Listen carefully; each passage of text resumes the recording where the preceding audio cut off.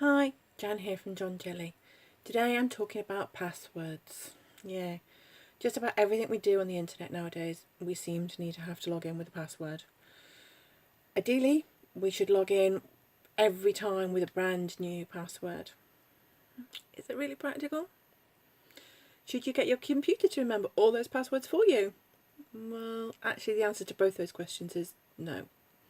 And definitely don't ask your computer to remember your passwords for you. It is in itself a security risk.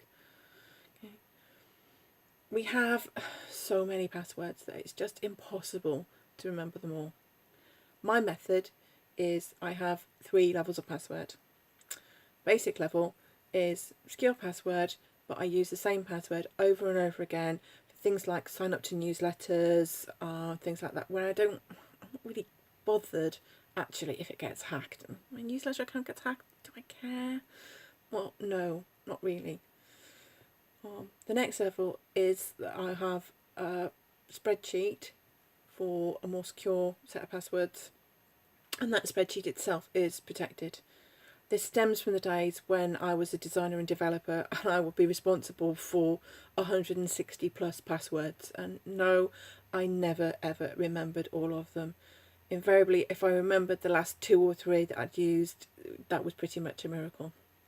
The downside to using a spreadsheet is, well, if you forget the spreadsheet password, you're stuffed. That's it. Because there isn't a way to get into it without that password, which is why it's quite secure. So that's a really, really good idea. Okay. We also have our 3rd level, which for us is our banking password. It's not written down anywhere. It's a really, really secure password, and it's only used for the banking. It's not used for anything else at all. Okay. So what makes a secure password? How is it that you work out what it should be? The longer a password is, the more secure it's going to be. So your password should be at least 7 characters long. Can be longer. Some systems require 12 characters, but I think if you make it at least 7, you're going to have something that is reasonably secure. Okay. There are little programs out there that guess at passwords. Okay. And they push through a brute force attack. Okay.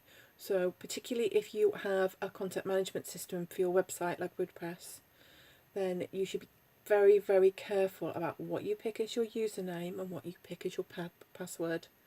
Don't have things like admin, user, sysadmin, test, manager, or any variation of things like that as your username, because you're doing half a hacker's job for them. They are the first things that they will try. Okay? In any brute force attack, these little nasty little programs sit there and just enter username and password combination over and over again until they find the one that lets them in. Okay, so how do you choose that really, really effective, good password?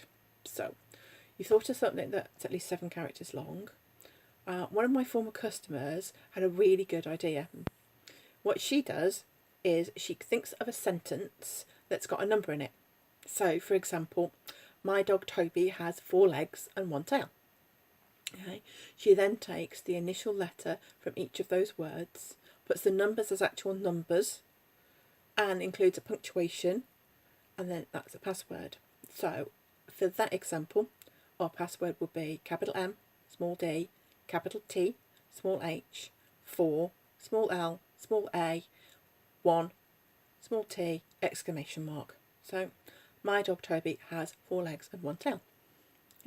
So she knows if she remembers her sentence, she can remember her password. Okay. Actually, it's much, much more secure than just having Toby as her password. Okay. So I hope you'll consider really, really carefully next time you have to create a password, and that you'll go back and consider exactly what things you've got passwords on now. Make sure your passwords are really, really strong passwords. Don't have your name, your date of birth, your kids' names. Really not a good idea. They're really, really easy things to crack. Okay. There are systems now like Facebook where actually you might be logging in as you, but your business is under threat as well.